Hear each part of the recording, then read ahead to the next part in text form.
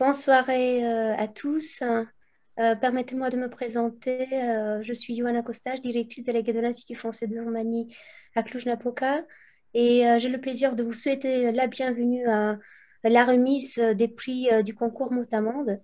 Comme vous le savez, c'est un concours national de traduction francophone qui est déjà arrivé à sa 12e édition. Et sa mission principale est de promouvoir le roman francophone actuel, de mettre en valeur la richesse et la vitalité de la langue française et surtout d'encourager les jeunes étudiants à viser un métier de traducteur dans leur avenir professionnel. Je tiens à saluer, à remercier Madame Beata Oumoubi, mairesse, pour sa présence précieuse ce soir. Je rappelle que les étudiants de tout le pays, et plus exactement 129 étudiants issus de 16 universités roumaines, ont eu le plaisir de traduire son extrait. Et sur 129 étudiants, six lauréats ont été désignés par le jury national. Et nous sommes donc contents de nous retrouver face à face, même si virtuellement, pour cette remise des prix. Alors, le concours notamment ne serait pas possible sans un réseau solide de partenaires francophones. Donc, permettez-moi de saluer la présence et de remercier Messieurs Eric Pop, représentant de l'OIR pour l'Europe centrale et orientale, Monsieur Mohamed Ketata, directeur régional de l'Agence universitaire de la francophonie en Europe centrale et orientale, Madame Elena Diacono, directrice de la librairie Kiralina, Monsieur Bogdan Guiu, président de l'Association roumaine des traducteurs littéraires. Voilà un nouveau partenaire qui se joint à nous cette année.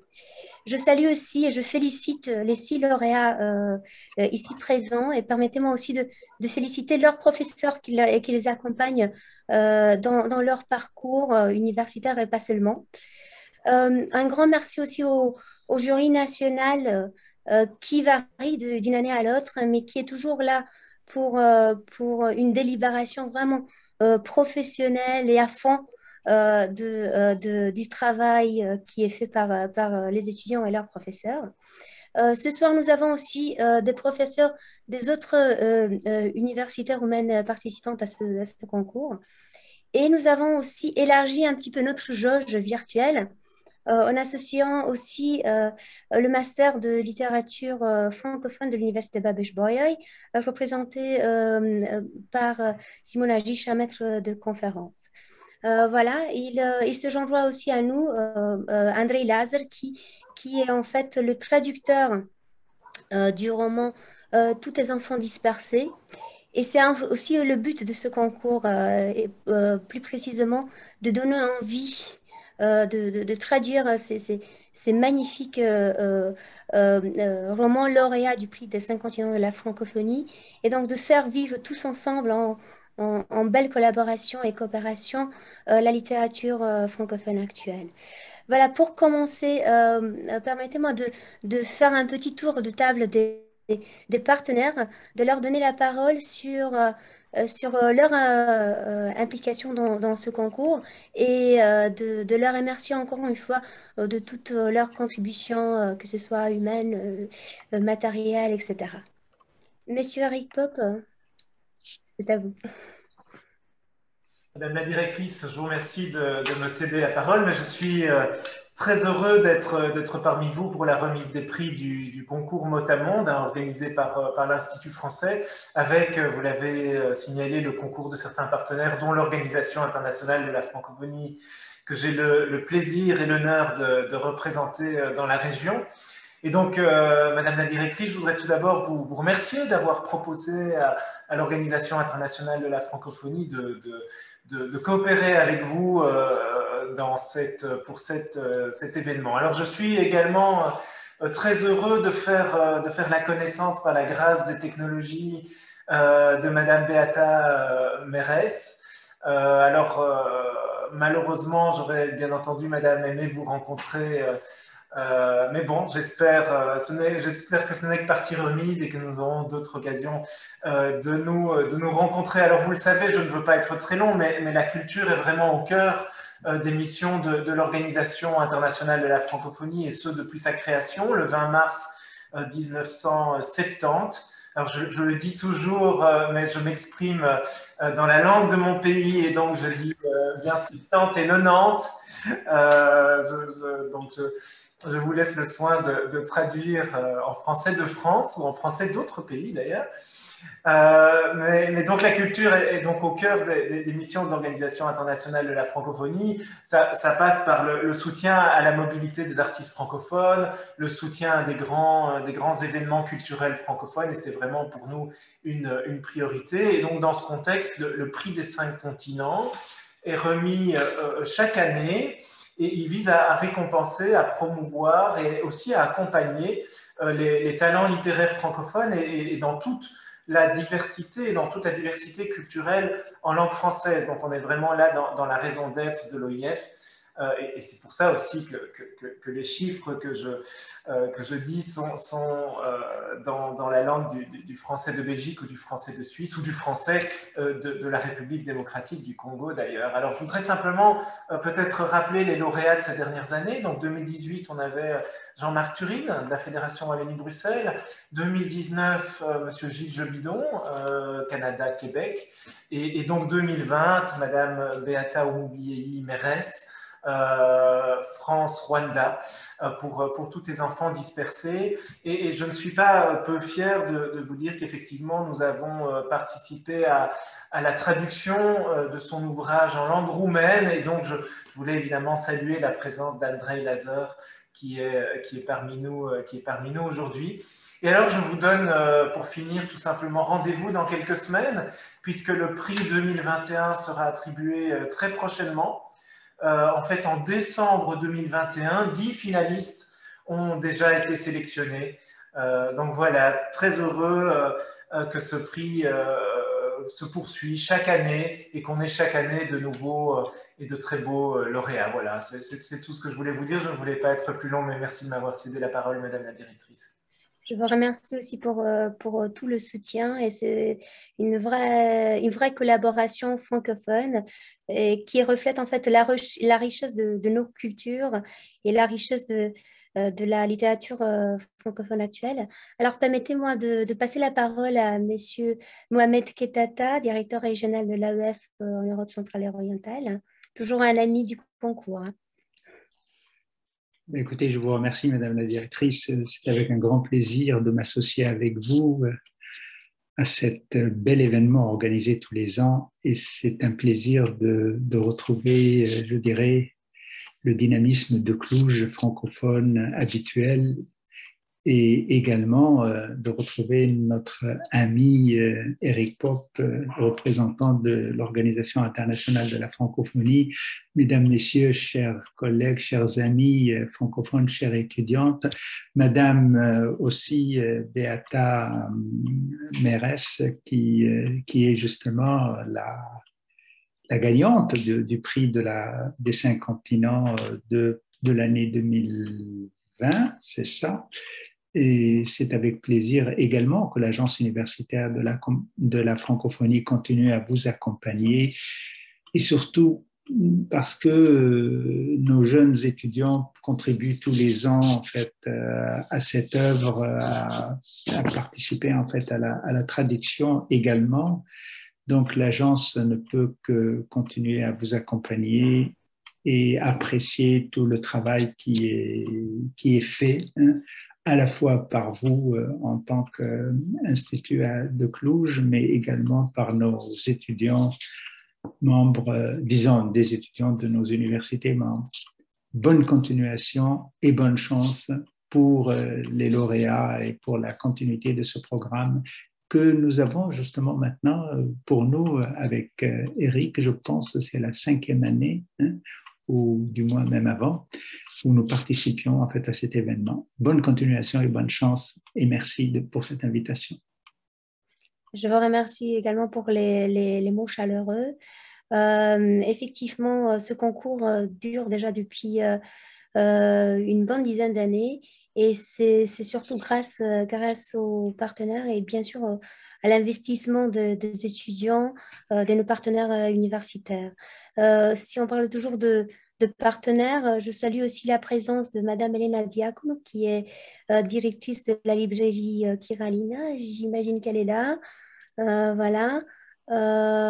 Si elle est là, je lui passe la parole et je la remercie pour ce partenariat. C'est la deuxième année pour ce partenariat qui nous est très cher avec la seule librairie de langue française de Roumanie. Voilà.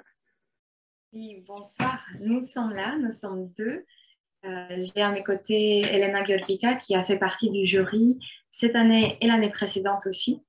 Et c'est vrai que pour nous, c'est tout à fait logique de faire partie de cette initiative, d'être partenaire de ce concours qu'on a soutenu par le passé avec la remise de bons d'achat, je crois, pour les gagnants. Mais depuis 2 ans, nous sommes partie du jury aussi.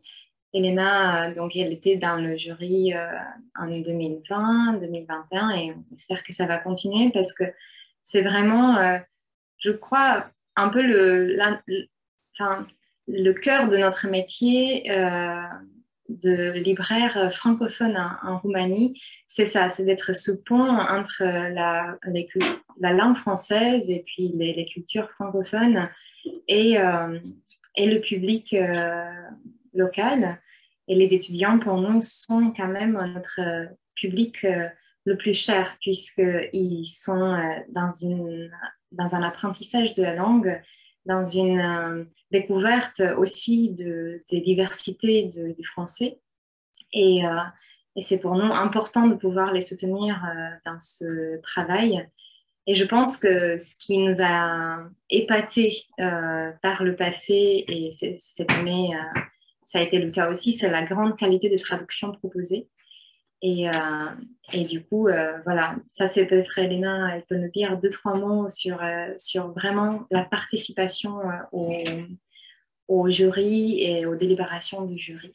Oui, il y aura effectivement une séquence qui sera dédiée aux membres du jury et nous remercions Elena Georgica qui est effectivement pour la deuxième année contribue de manière très précieuse dans ce jury et je profite de cette occasion pour mentionner en fait la composition assez variée de ce jury. C'est voulu parce que comme je disais tout au début, la mission de ce concours c'est de professionnaliser aussi les jeunes étudiants dans le métier de traducteur. Donc, le jury comprend des universitaires, comprend des écrivains, comprend des critiques et des journalistes, mais aussi des représentants du monde du livre, de l'industrie du livre, je dirais même.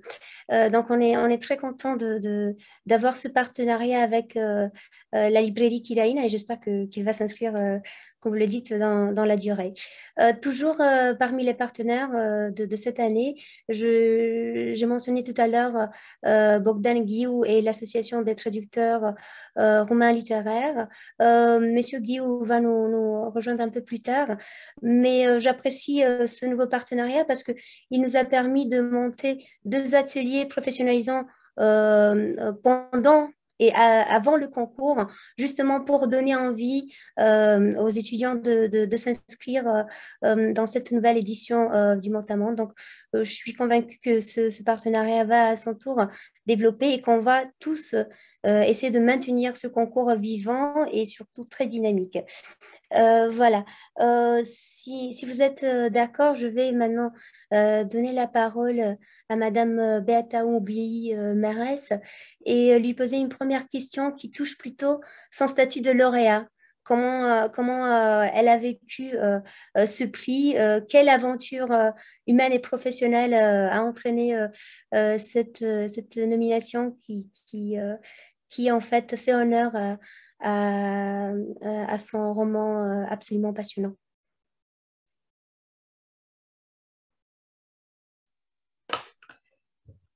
Merci Madame la Directrice. Bonjour à toutes et à tous.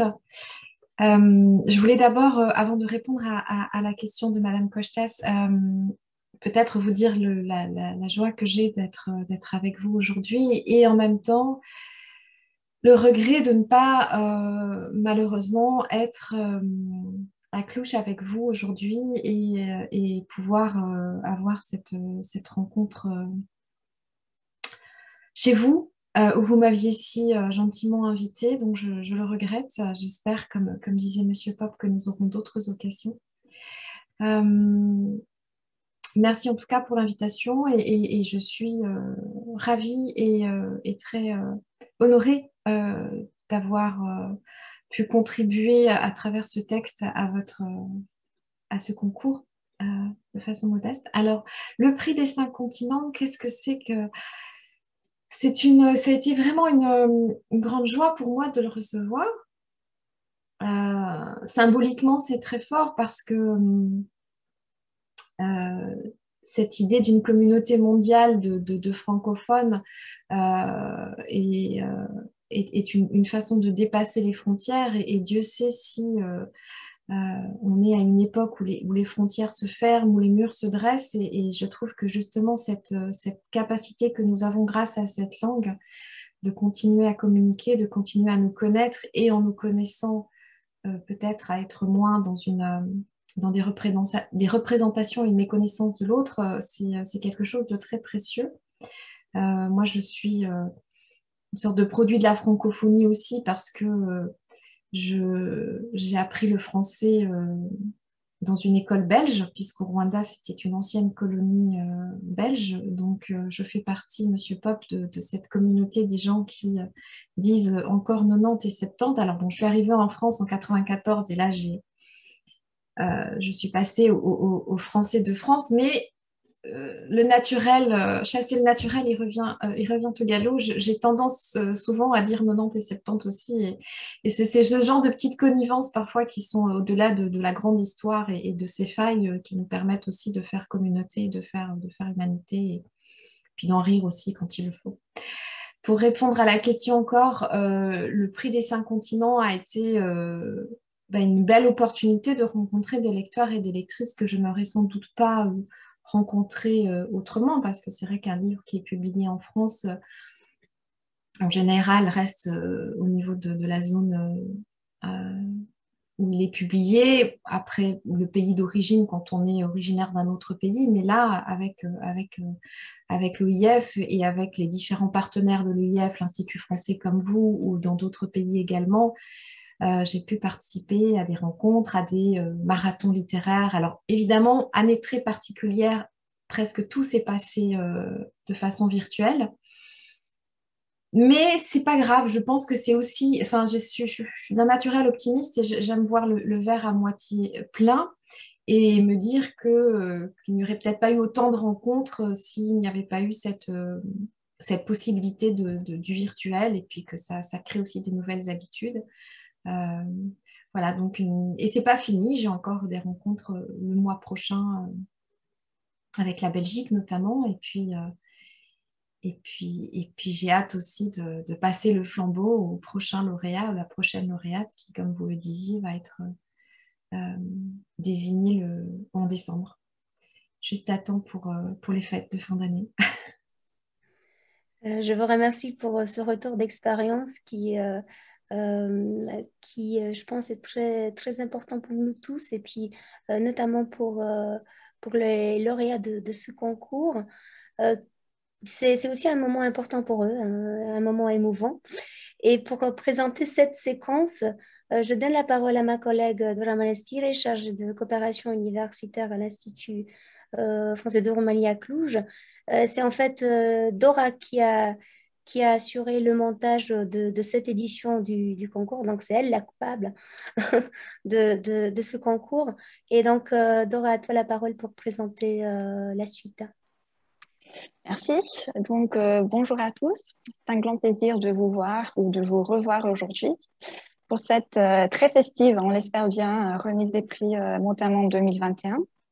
Avant de passer à la remise proprement dite, permettez-moi de vous rappeler très brièvement le déroulement du concours.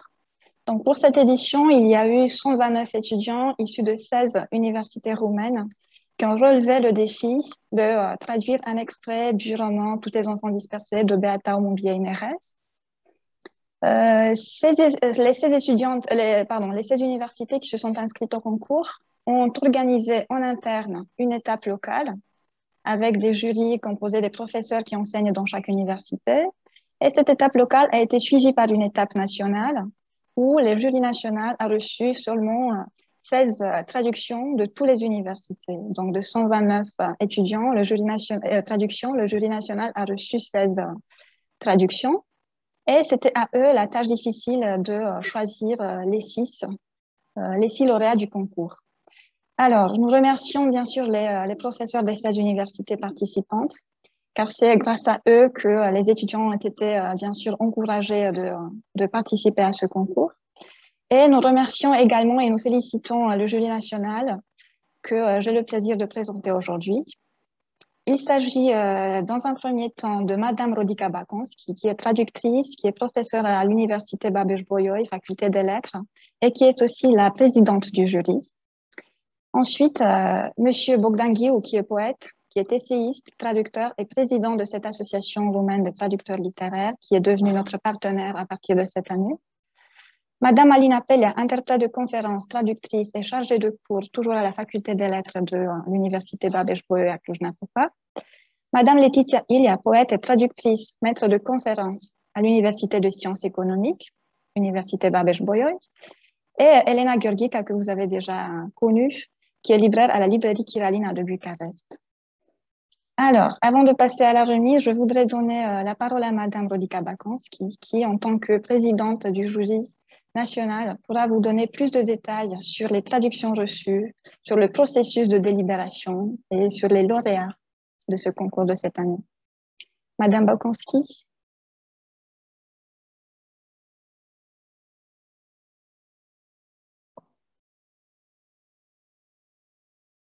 Il ne faut par contre activer votre micro.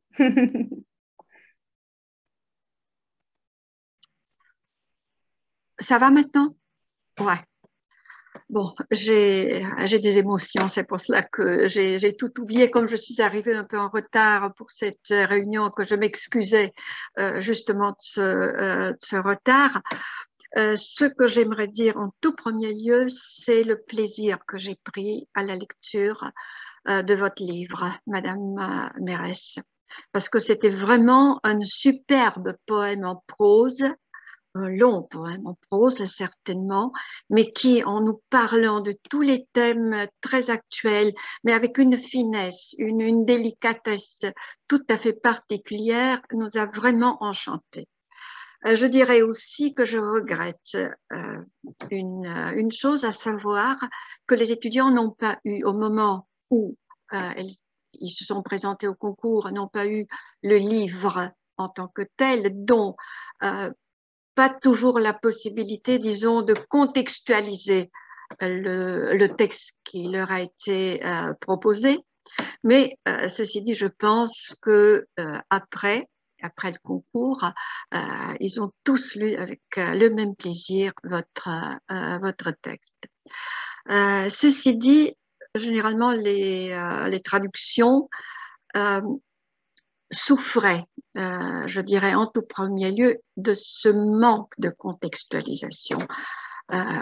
On a commencé par le titre, par exemple, parce que le titre fait référence certainement à la messe catholique, justement, et on aurait pu trouver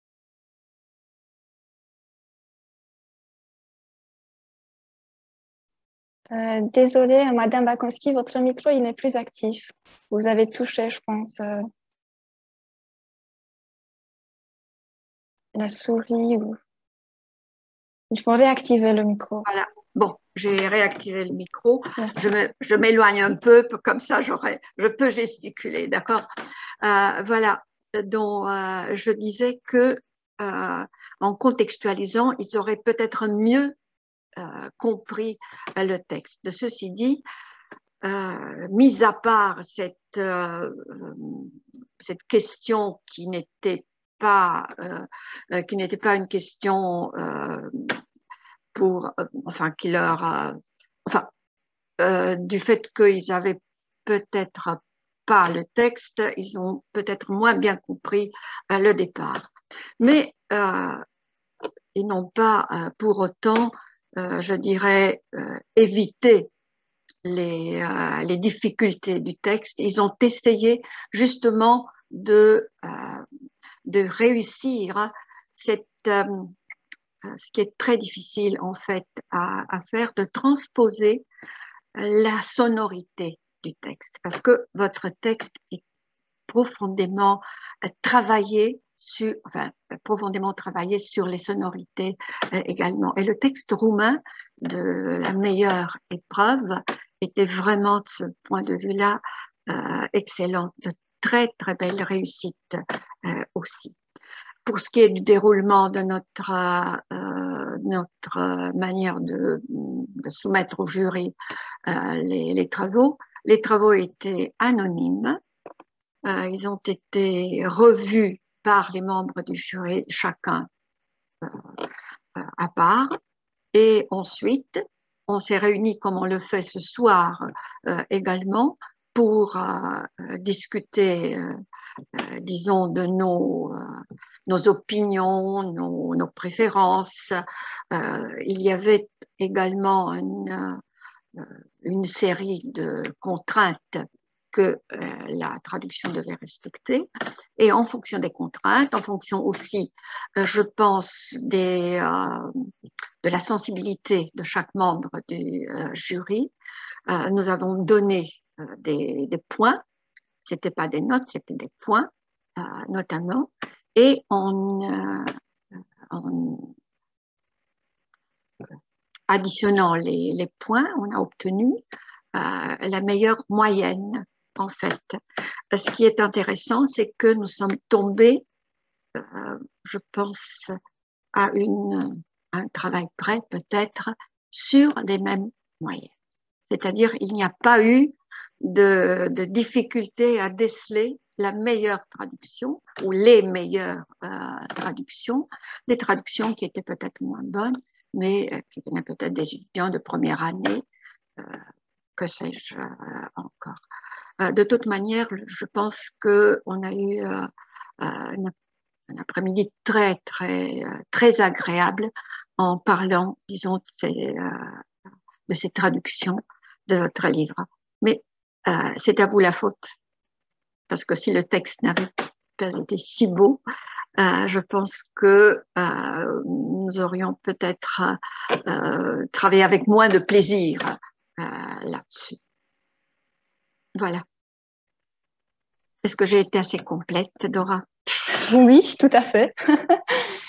Nous vous remercions beaucoup, Madame Bakonski. Et j'invite les autres membres du jury à prendre la parole dans la deuxième séquence de notre réunion d'aujourd'hui, lorsqu'il y a cet échange avec l'auteur. Et je vous propose de passer maintenant à la remise des prix proprement dite et de faire la connaissance des lauréats de l'étape nationale. Alors, on va commencer par les mentions. Et la troisième mention, elle est accordée à Steluța Șireav Tudorașcu de l'Université technique de construction de Bucarest. Madame Șireav Tudorașcu, vous êtes là, vous nous entendez? Je suis ici. Très bien. Je vous donne la parole. Merci beaucoup. Je m'appelle Steluța Șireav Tudorașcu, je suis étudiante en traduction et interprétation spécialisée à la faculté de l'Université technique de la construction. Je veux féliciter tous les gagnants d'aujourd'hui, aussi les organisateurs de ce concours extraordinaire. Je veux remercier aussi avoir suggéré de faire cette traduction. Ça fait plaisir et un grand honneur d'être ici aujourd'hui. Je suis ravie de rencontrer l'auteur elle-même, Madame Perez. Je suis émotionnée. Cette année, j'ai découvert ce concours pour la première fois. Ça. Je n'aurais jamais pensé pouvoir gagner un prix, mais la traduction a été pour moi un exercice extrêmement utile pour la traduction du texte. Et c'était un grand défi pour moi de rendre un roman, les émotions et les métaphores du texte qui sont merveilleusement transmis en français. Et je dois dire que je peux dire que c'est une expérience extraordinaire.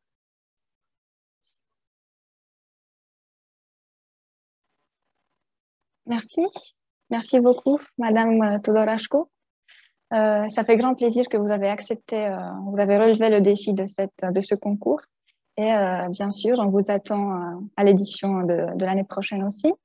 Je voudrais saluer aussi Madame Gabriela Iliuță, qui est le responsable local du concours. Bonsoir à toutes et à tous. Je suis très contente de vous voir et revoir ce soir. Et je suis très contente, très heureuse, je dirais, de voir Madame Erez parce que j'ai lu son livre et j'ai eu un plaisir extraordinaire. Comme Madame Pakonski le disait, c'est très visuel et c'est très sonore. Oui, en fait, ce qui a qui a posé des problèmes de traduction, pas nécessairement en roman, mais je pense que dans toutes les langues où il a été traduit.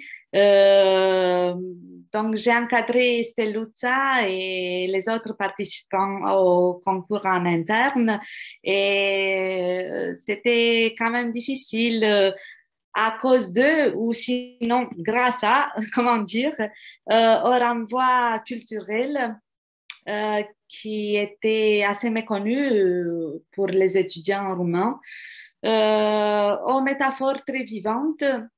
Et parce qu'on voyait pratiquement votre texte, c'était très, très visuel. Et alors, le texte, pour moi et pour les étudiants, a été très enrichissant et très beau. En fait, un vrai enjeu pour notre traducteur, Stelluzza, qui a gagné le concours en interne et puis le concours de Cluj. Je remercie aussi le jury et je vous remercie à tous. Merci, merci beaucoup, Madame Iliuță. On passe à la deuxième mention qui est accordée à Madame Adriana Petrescu de l'Université de Pitești. Bonsoir. Je tiens à vous dire que c'est un grand honneur pour moi de me retrouver parmi les lauréats du concours et d'avoir la merveilleuse opportunité de vous rencontrer tous, même si cela se déroule virtuellement. Je tiens aussi à remercier pour son implication Madame Irina Alda, responsable du concours pour l'Université de Pitești, qui malheureusement, pour des raisons objectives, ne peut pas être présente ce soir. Merci beaucoup Adriana. Oui. Félicitations. Merci beaucoup. On passe maintenant à la première mention qui est accordée à Sébastien Ciugudean, qui est le seul garçon lauréat de notre concours. Donc Sébastien, félicitations, qui vient de l'Université Lucian Blaga de Sibiu. Bonjour, en fait, bonsoir. Bonsoir à tous et à toutes et merci beaucoup pour l'invitation. Je m'appelle Sébastien et je suis étudiant à la faculté de lettres et d'arts de l'Université Lucian Blaga de Sibiu et où j'étudie les langues et la littérature anglaise et française. Je suis très heureux d'être ici et je tiens tout d'abord à remercier mes professeurs qui m'ont encouragé à participer à ce concours de traduction. Pour moi, Motamonde a représenté l'opportunité qui m'a aidé d'apprendre la beauté, la complexité, mais aussi, comme vous avez déjà dit, la difficulté de l'acte de traduction. Je vous remercie encore pour cette invitation et pour le prix. Bravo à toi, Sébastien. Et je vais donner la parole pour une toute petite minute à Monsieur Jérôme Cochon, qui est lecteur à l'Université Lucian Blaga de Sibiu et qui est le responsable local du concours Motamonde. Bonsoir à tous. Merci de me donner la parole maintenant parce que je dois filer dans 15 minutes pour donner un cours, donc c'est excellent de pouvoir m'exprimer maintenant. Je crois que j'ai fait des jaloux au lectorat à Sibiu parce que j'ai arraché le livre dès qu'il est arrivé. Vous inquiétez pas, chers collègues, je le partagerai. C'était un plaisir de participer cette année à cette édition. Bravo à Sébastien et à tous les concurrents. Et c'était un plaisir de découvrir votre livre aussi, Madame Oumbéi Mérès. Sibiu a gagné par le passé, donc on reviendra. Comme on dit dans la célèbre chanson, on va ramener la coupe à la maison. Et ça m'a beaucoup touché, Madame Oumbéi Mérès, quand vous avez parlé de 70 et 90, parce que venant de Suisse, je suis aussi sensible à la variété de la francophonie. Donc, c'est toujours important de faire briller cette variété. Merci à tous et bonne suite de soirée. Merci beaucoup à Monsieur Cochon. Et nous voilà arrivés au prix. On commence par le troisième prix qui va à l'Université de médecine, pharmacie, sciences et technologies, à la lauréate Paula Ignat. Bonjour à tous et à toutes. Je m'appelle Ignat Paula et je suis étudiante à l'Université de médecine, pharmacie, sciences et technologies de Târgu Mureș, actuellement en première année de master. Je suis très heureuse d'être avec vous aujourd'hui, même si à distance. Quand j'ai traduit l'extrait proposé pour le concours Mot-à-Monde, je n'imaginais pas qu'un jour j'aurai l'occasion de rencontrer Madame Beata Mérès, envers laquelle je tiens à exprimer toute mon admiration pour sa manière d'écrire. Merci à l'Institut français de m'avoir donné cette opportunité. Je remercie également mes profs Corina Bozedian et Andrea Pop pour m'avoir orientée dans l'art de la traduction littéraire que je continue à approfondir maintenant en master. Merci beaucoup. C'est nous, Paula. Un grand merci. Et je vais donner la parole aussi à Madame Corina Bozedian. Il faut activer le micro. On ne vous entend pas. Super. Bonjour ou bonsoir. Je veux dire que pour l'Université de Târgu Mureș, c'est toujours un vrai plaisir de participer à ce concours et de découvrir de véritables talents qui sont parfois surprenants, même pour nous les profs, comme c'était le cas cette année avec Paola, que je félicite vivement. En plus, c'est une occasion de découvrir des auteurs francophones qu'on ne connaissait pas auparavant. Merci.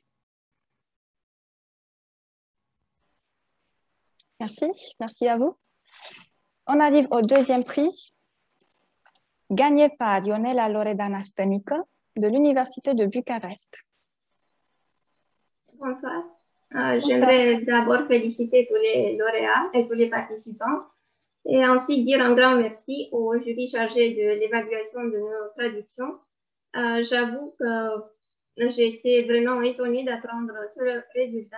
J'ai beaucoup hésité avant de me décider finalement d'envoyer ma traduction parce que je n'étais pas vraiment contente de mon travail et j'avais l'impression de ne pas avoir réussi à préserver dans ma traduction la sensibilité et la beauté du texte français. Merci encore une fois. C'est bien, il faut toujours oser, Loredana. Il faut te faire confiance et participer à quoi que ce soit, concours, rencontre littéraire. C'est une très bonne idée. Est-ce que Monsieur Adrien Grimaud, il est là, il a réussi à se connecter? C'est le responsable local de l'Université de Bucarest, lecteur de français. Je pense qu'il n'est pas là.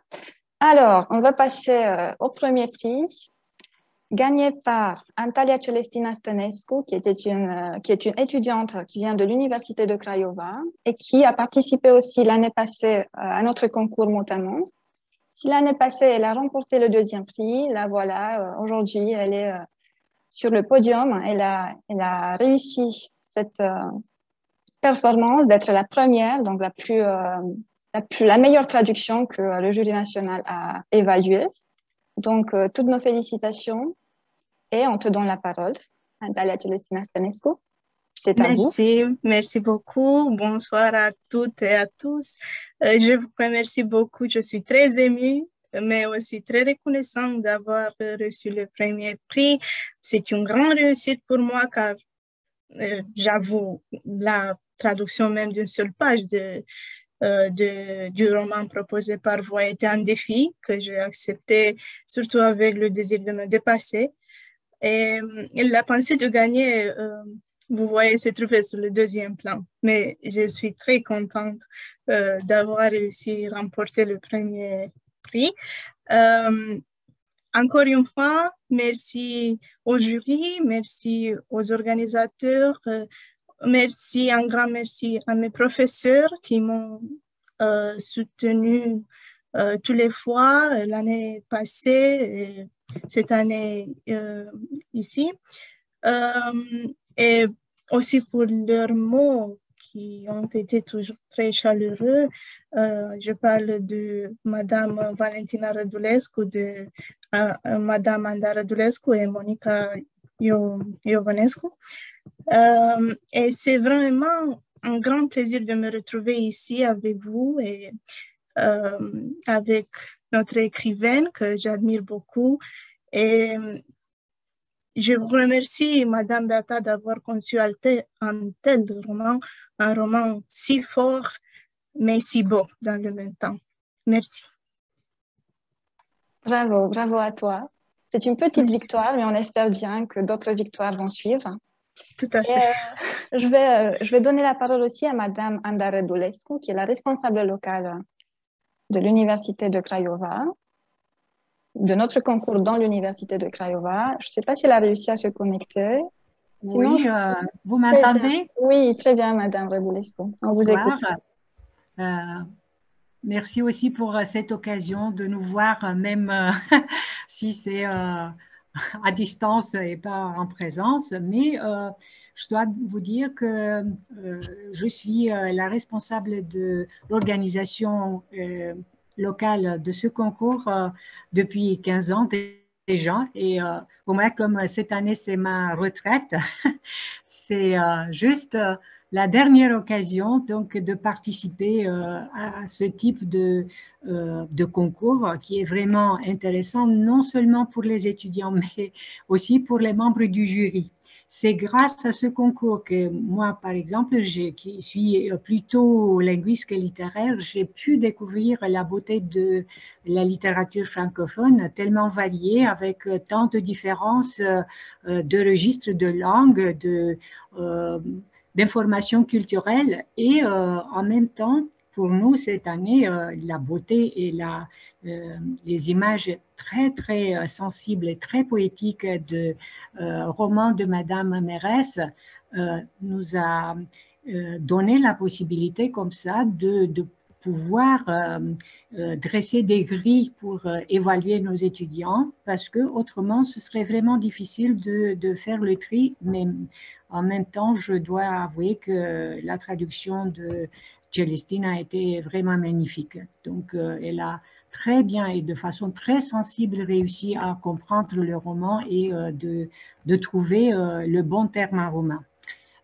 Merci et j'espère qu'elle va continuer et qu'elle sera l'année prochaine sur le podium également. Merci, merci beaucoup. Alors, toutes nos félicitations aux lauréats. Bravo pour votre travail. Continuez à vous investir dans cette voie de la traduction littéraire. C'est un travail tout à fait utile et tout à fait porteur pour des générations. Vous avez gagné des prix, sachez-le. Donc, il s'agit tout d'abord d'un exemplaire du roman qui est offert de la part de l'OIF. Vous avez aussi reçu des paquets de livres offerts par la librairie Kiralina.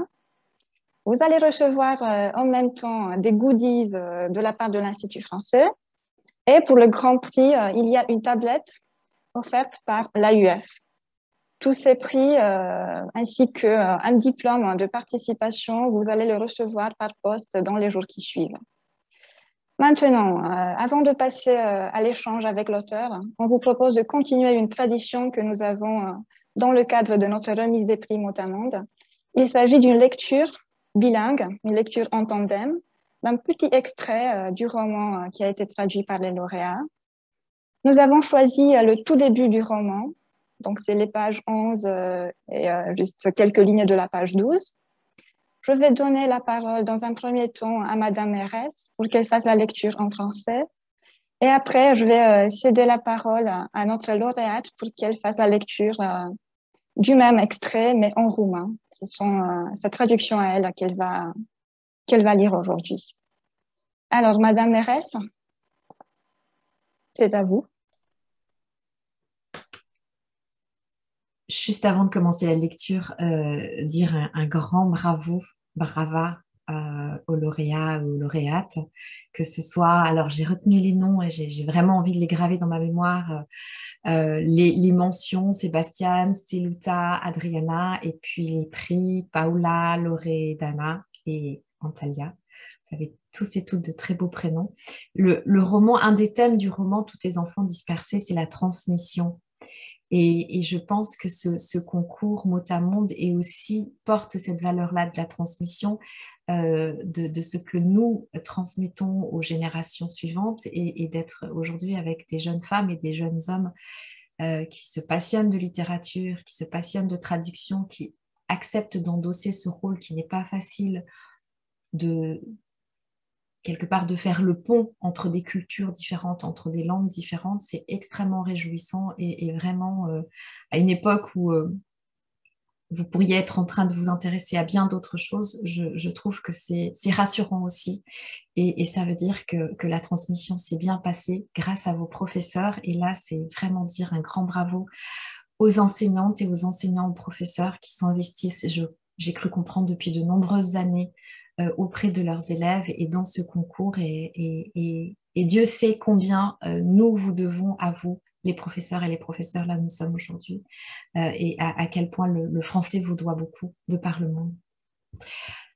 Voilà, c'est dit, maintenant on passe au texte. C'est l'heure où la paix se risque dehors. Nos tueurs sont fatigués de leur longue journée de travail. Ils rentrent laver leurs pieds et se reposer.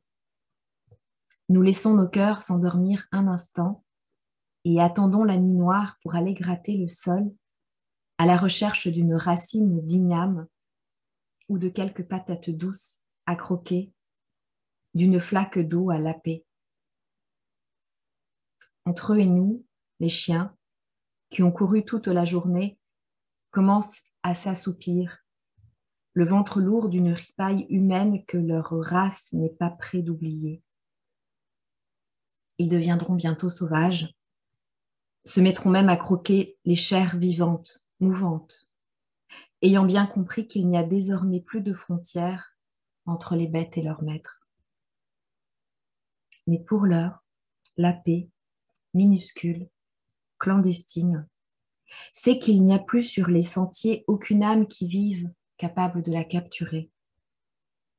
Alors, elle sort saluer les herbes hautes qui redressent l'échine sur les collines, saluer les oiseaux qui sont restés toute la journée, la tête sous l'aile pour ne pas assister, pour ne pas se voir un jour sommés de venir témoigner à la barre d'un quelconque tribunal qui ne manquera pas d'arriver. Saluer les fleurs gorgées d'eau de la saison des pluies qui peinent à exhaler encore et malgré tout un parfum de vie là où la puanteur a tout envahi.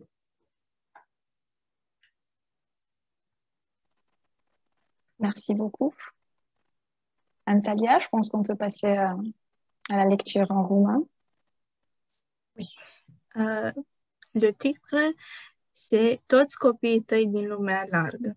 Et maintenant, le morceau, este ora când pacea îndrăznește să se aventureze afară. Ucigașii noștri sunt extenuați după o lungă zi de lucru, se întorc să se spele pe picioare și să se odihnească. Ne lăsăm inimile să adoarmă pentru o clipă și așteptăm să se întunece de-a binele, ca să mergem să scormonim în pământ în căutarea vreunei rădăcini de ignamă sau a câtorva cartofi dulci de ronțăit, a vreunei băltoace din care să lipăim. Între noi și ei, câinii, care au alergat toată ziua, încep să ațipească cu burta plină după un ospăz cu carne de om, al cărei gust nu-l vor uita cu una, cu două. Se vor sălbătici în curând și vor începe să muște chiar și din carnea vie, palpitândă, fiindcă au înțeles prea bine că de acum înainte nu mai este nicio diferență între animale și stăpânii lor. Dar, pentru un moment, pacea minusculă, clandestină, știe că pe potej nu mai e nimeni capabil să o ia prizonieră. Și atunci iese să salute ierburile înalte de pe coline, care își îndreaptă tulpina, să salute păsările care au stat toată ziua cu capul ascuns sub aripă, pentru a nu asista la așa ceva, pentru a nu se vedea într-o bună zi somate să depună mărturie în fața unei instanțe care fără doar și poate se va înființa, să salute florile încărcate de apa din anotimpul ploios și care se străduiesc din greu să răspundească în continuare orice ar fi parfumul vieții acolo unde duhoarea de hoit a invadat totul. Voilà. Merci beaucoup, Antalya. Merci à vous. C'est beau en français et en roumain aussi. Je pense qu'on est tous d'accord. Avec cette lecture, je pense que nous avons été introduits doucement dans l'atmosphère du livre et on a fait une très belle transition entre la remise des prix et cette deuxième séquence du dialogue entre les lauréats, les jurys, les autres invités et l'écrivaine. Je ne peux pas m'empêcher une première observation, si vous me permettez. Cette lecture dévoile une écriture très poétique. On a l'impression que vous jouez avec les mots, les sens, les sonorités et même avec les langues. Alors, une première question que je me pose à Madame Erès, est-ce que cette poéticité de la langue, elle est bien le résultat d'un travail laborieux en tant qu'auteur ou est-ce qu'elle est le résultat plutôt de votre bilinguisme? C'était très beau de l'entendre en roumain. Je savais que c'était une langue latine et je reconnaissais des mots parce que j'ai appris l'espagnol, je ne parle pas l'italien, mais voilà, on sent quand même cette famille-là. Pour répondre à votre question, chère Dora, je dirais que c'est le résultat de plusieurs choses. La première chose, c'est que quand j'ai commencé à écrire, je voulais écrire sur le génocide contre les Tutsis au Rwanda. J'avais cherché une langue presque atone, une langue qui s'éloigne de la beauté étant donné le thème. Et ça, c'est ce que j'ai fait dans mes premiers écrits qui étaient des nouvelles. Et ensuite, j'ai écrit des poèmes en prose. Et je me suis autorisée enfin à, comme je dis, à danser avec les mots, ce que je n'avais pas fait avant, étant donné le thème. Et je dirais qu'au fur et à mesure que je m'éloigne de l'œil du cyclone, de cette histoire-là, qui est aussi l'histoire des miens et une expérience que j'ai traversée, je m'autorise plus de liberté, de légèreté. Et la poésie offrait cette légèreté-là, et donc on la retrouve dans le roman. Mais effectivement, le fait que je sois bilingue, que le français ne soit pas ma langue maternelle, s'entend absolument. Et il me semble que c'est aussi ça la francophonie aujourd'hui, c'est-à-dire que la grande majorité des francophones dans le monde sont des gens qui sont plurilingues. Et la francophonie a su s'ouvrir à cette idée que nous tous et toutes, vous avec votre langue qui est très riche, qui est très belle, le roumain, moi avec le Kinyarwanda, qui est la langue du Rwanda, on vient nourrir et poétiser le français et le faire vivre autrement, avec nos imaginaires, avec nos langues, avec ces sonorités-là qui sont celles qui nous habitent. Et quelque part, les écrivains, les écrivaines parlent toujours depuis un lieu et une certaine nostalgie de l'enfance. Et ce premier rapport au sens s'est fait dans une autre langue. Alors ça, forcément, ça crée quelque chose quand on l'exprime dans notre littérature. Et il y a des moments, quand j'écrivais ce roman, ce que je n'avais pas fait avec les textes avant, j'écrivais de façon très, très fluide. Hein. C'est pas, moi, en général, c'est pratiquement le premier jet qui arrive chez l'éditeur. Je ne fais pas partie de ces écrivains qui retravaillent leurs textes de nombreuses fois. J'écris peu, mais je porte le livre en moi pendant très longtemps. parce qu'aussi, la vie des écrivains, c'est... en tout cas, moi, voilà, j'ai des enfants, quand j'avais un travail à temps plein, un travail salarié qui permet de payer les factures. Et donc, le livre, je l'ai porté très longtemps, mais je n'avais pas trouvé le moment pour l'écrire. Et c'est presque comme si je distillais ça en moi, et au moment où j'écris, c'est là. Alors, on peut dire que ce n'est pas un travail important parce que je l'ai écrit en quelques mois, mais en fait, le travail s'est fait à l'intérieur pendant longtemps. Mais quand j'écrivais, parfois, je m'arrêtais, je le lisais à haute voix pour entendre si ça sonnait. Ça sonnait juste, en fait. Ça sonnait ce que j'essayais de rendre. Voilà. Merci beaucoup. Je vais inciter surtout les lauréats de réfléchir à des questions. C'est l'occasion parfaite de connaître l'auteur que vous avez traduit. Ce genre de rencontre littéraire, c'est fait pour. C'est pour vous inspirer, pour vous orienter. Donc, n'hésitez pas à poser des questions. Sinon, j'aurais une toute petite question. Ah non, voilà, Madame Pelia, qui est aussi une des membres du jury. Oh, merci, mais vous pouvez poser votre question. Non, allez-y. C'est à vous, Madame Pelia. Oh, merci. J'aurais toujours une question pour Madame Mérès à propos de la langue, puisque vous avez trouvé si naturel le fait d'écrire en français. Je me demandais si cela aurait été tout aussi naturel d'écrire en Kinyarwanda ou pas nécessairement. Vous auriez pu l'écrire de la même façon? C'est une bonne question. Et ça me donne aussi l'occasion de saluer les membres du jury parce que je n'ai pas parlé de vous jusqu'à présent, alors que vous avez quand même, vous êtes aussi l'un des socles de ce concours Motamonde et qui a cette diversité-là aussi, je trouve intéressante entre les libraires, les professeurs, les traducteurs, traductrices. Bravo pour votre implication. Non, j'aurais pas pu l'écrire en Kinyarwanda pour la raison simple que je suis née, j'ai grandi au Rwanda, le Kinyarwanda était ma langue maternelle, mais je suis allée à l'école belge, comme je disais, internationale, très tôt. Donc j'ai appris à lire et à écrire en français. Ce qui fait que j'ai fait un partage assez clair dans ma vie où le Kinyarwanda, c'était la langue à la maison, la langue du quotidien, en fait, et la langue de la littérature, c'était le français. Donc, je ne pourrais pas écrire de poésie en Kinyarwanda, alors que la tradition, le Rwanda est un pays où c'était l'oralité avant, hein, l'écriture n'est arrivée qu'avec la colonisation. C'est un pays qui a une tradition de poésie orale ancestrale absolument magnifique et impressionnante, mais que je ne maîtrise pas moi parce que c'est pas le même registre de langage que celui que j'utilise au quotidien ou que j'utilisais quand j'étais là-bas. Donc je n'aurais pu écrire qu'en français, mais néanmoins j'écris depuis le Kinyarwanda. Merci.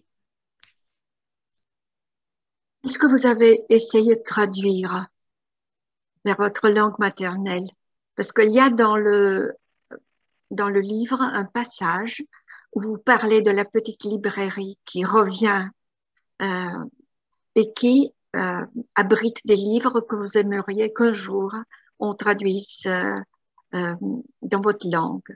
Des livres en anglais, en français, que vous aimeriez qu'on traduise dans votre langue. Oui, ça serait merveilleux. Moi, je ne suis pas capable, je ne maîtrise pas le Kinyarwanda littéraire, donc je ne serais pas capable de le faire. Mais je pensais effectivement, j'ai un ami qui m'a parlé un jour d'avoir un projet de faire traduire des grands classiques de littérature du monde en Kinyarwanda. C'est quelque chose qu'avait fait, par exemple, l'écrivain sénégalais Boubacar Boris Diop en coordination avec une maison d'édition française pour faire traduire Clésio ou même une écrivaine sénégalaise, Myriam Abba, la première écrivaine sénégalaise publiée, qui avait écrit en français, de la faire traduire en Wolof. Donc ça, c'est des projets qui existent aujourd'hui et je pense qu'ils sont passionnants, qui sont effectivement compliqués parce que ça vise un lectorat assez faible. Néanmoins, faire exister des textes dans les langues qui les ont nourris quelque part, en tout cas de par l'imaginaire, ça pourrait être un très beau projet. Donc, Certainement. pourquoi pas un jour, oui. Certainement. Après, la réalité, c'est aussi que les gens les rwandophones, par exemple, les gens au Rwanda, les gens qui sont dans la littérature, qui vont lire des livres, ont en général été à l'école en anglais ou en français, donc pourront les lire en anglais et en français de toutes les façons. Donc, c'est presque un geste symbolique. Ça va pas ouvrir un lectorat plus important. Néanmoins, ce qui avait été fait, par exemple, avec Petit Pays de Gaël Faye, qui avait été traduit en Kinyarwanda, c'est que on savait que le livre n'allait pas toucher énormément de monde parce que déjà, c'est un coût que certaines personnes ne peuvent pas se permettre. Hein. Et du coup, ce qu'avait fait l'éditeur rwandais, Dorsi Lugamba, c'est qu'il avait transposé en théâtre radiophonique. Parce que chez nous, c'est vrai que beaucoup de gens vont plutôt écouter les histoires à la radio. Nous, on a vraiment ça rejoint aussi la culture d'oralité, mais pour des gens qui ne l'auraient pas pu l'acheter en tant que livre ou n'ont pas un rapport à l'écriture, à la lecture aussi aisé, ça s'est passé par le transformer en théâtre radiophonique. C'est un magnifique projet, je trouve. Mais voilà, il faut, ça a pu se faire parce que ce livre-là a eu un énorme succès, donc qui avait les moyens pour le financer, quoi. Mais le vôtre aussi. Déjà, il va exister en roumain, c'est une belle extension. Tout à fait. Grâce à la traduction de Monsieur Andrei Lazar. Lazar, oui. Un ancien étudiant. C'est vrai. Voilà, encore la transmission qui fonctionne. Ouais. Est-ce qu'on peut vous poser une question plus intime, je dirais? Est-ce que ça a été très douloureux d'écrire le livre? Pas du tout. Alors, pas du tout parce que je vois à quoi vous faites référence, au fait que je suis survivante du génocide. Non, alors moi, j'ai d'abord écrit 2 recueils de nouvelles qui parlaient beaucoup plus spécifiquement de l'histoire du génocide, mais je dis souvent que pour moi, l'écriture n'a pas été cathartique. C'est-à-dire que j'ai d'abord fait, entre guillemets, un travail, et j'ai eu cette chance, étant en France, d'avoir accès à des thérapeutes et de pouvoir, quelque part, digérer cette histoire-là, pour ensuite pouvoir l'écrire, ce qui me permet d'avoir du recul. Ce ne sont pas mes histoires que j'écris, ce n'est pas autobiographique, même si évidemment il y a des éléments autobiographiques dans chacun des livres, parce que je parle de lieux que j'ai connus, peut-être de scènes que j'ai vues, mais il y a une mise à distance parce que c'est pas mon témoignage, c'est pas mon histoire que je raconte aux gens, et que par ailleurs je suis apaisée par rapport à cette histoire, mais ce n'est pas passé par la littérature, c'est passé par un travail thérapeutique par ailleurs. Voilà. Donc, du coup, moi, je prends beaucoup de plaisir à écrire. Et si j'écris, j'ai commencé à écrire très tard, à 30 ans passés. Je n'avais pas du tout prévu d'être écrivaine. Moi, je m'étais engagée, je travaillais pour des ONG, je m'étais engagée dans l'humanitaire. Et en parlant de francophonie, d'ailleurs, il y avait un professeur suisse tout à l'heure. J'ai travaillé pour Médecins sans frontières suisse au Cameroun. J'ai travaillé pour des ONG un peu partout dans le monde et aussi au Canada dans la lutte contre le sida. Donc, l'écriture est arrivée sur le tard. Alors, la littérature a toujours été là. Hein. Je lis depuis toute petite. Et j'ai eu la chance de grandir dans une ville à l'époque où il y avait, petite ville d'Afrique centrale, où il y avait 2 bibliothèques, ce qui était juste fantastique. Mais j'ai commencé à écrire tard parce que je me voyais, en tout cas, j'avais des histoires qu'on me racontait ou que je discutais avec des amies survivantes et que j'ai l'impression de ne pas les voir dans la littérature qui racontait le génocide contre les Tutsis. Donc, je me suis mise à écrire pour partager toutes ces histoires-là et les faire entendre au monde et faire en sorte que, au-delà peut-être de ce que peuvent raconter les historiens, les historiennes ou les journalistes, on puisse rentrer dans l'intimité de ce génocide, en tout cas de la vie des survivantes et des survivants.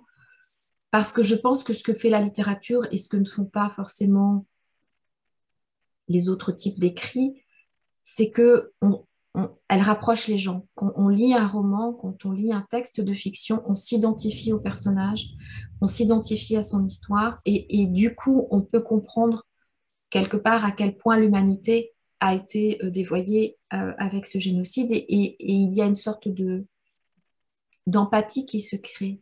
Et alors, on n'est plus dans l'idée que c'est une histoire africaine, monstrueuse, qui s'est passée à l'autre bout du monde et on se rend compte que ça aurait pu nous arriver et que ça pourrait encore nous arriver. Voilà.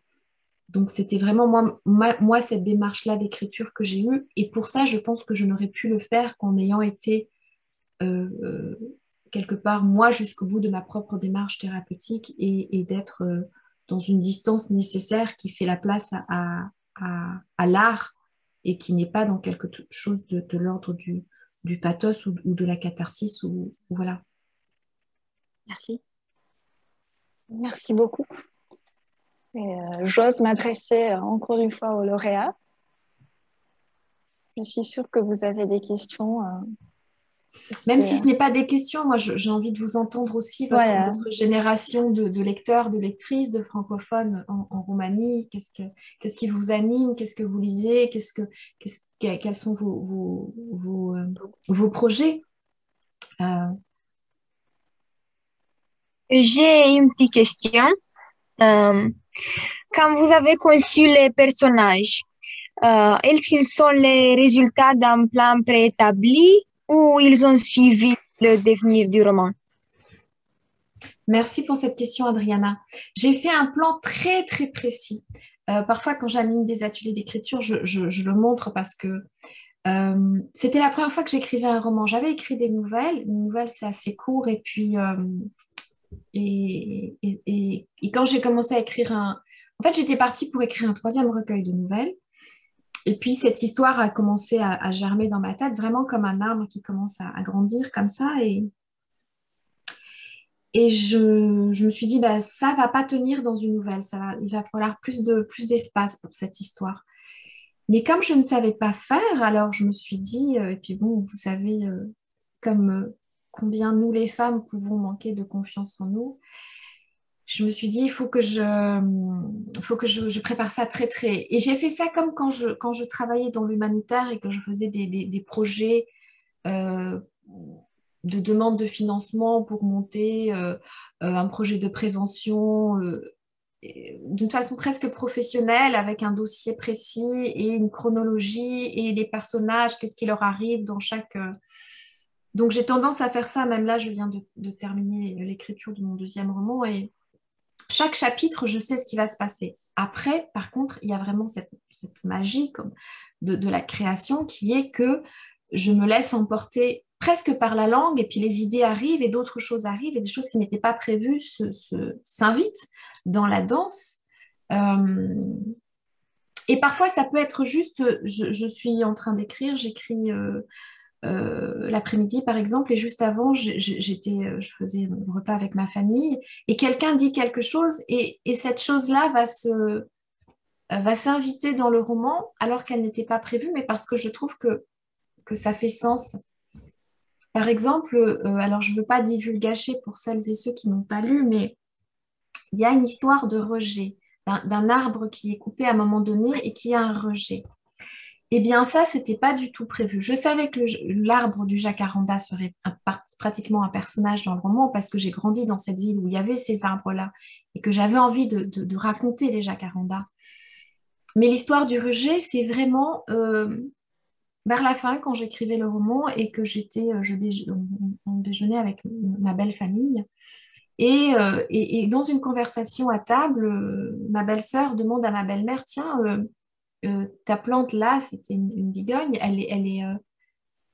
tu l'as coupée? Oui. Mais elle commence à raconter l'histoire des rejets et du fait que ça ne donnera pas de fleurs, etc. Je n'étais même pas en connaissance de cette histoire. Et en l'écoutant, je me suis dit, mais c'est exactement ça qu'il me faut pour mon roman. Et ça, je l'ai rajouté après.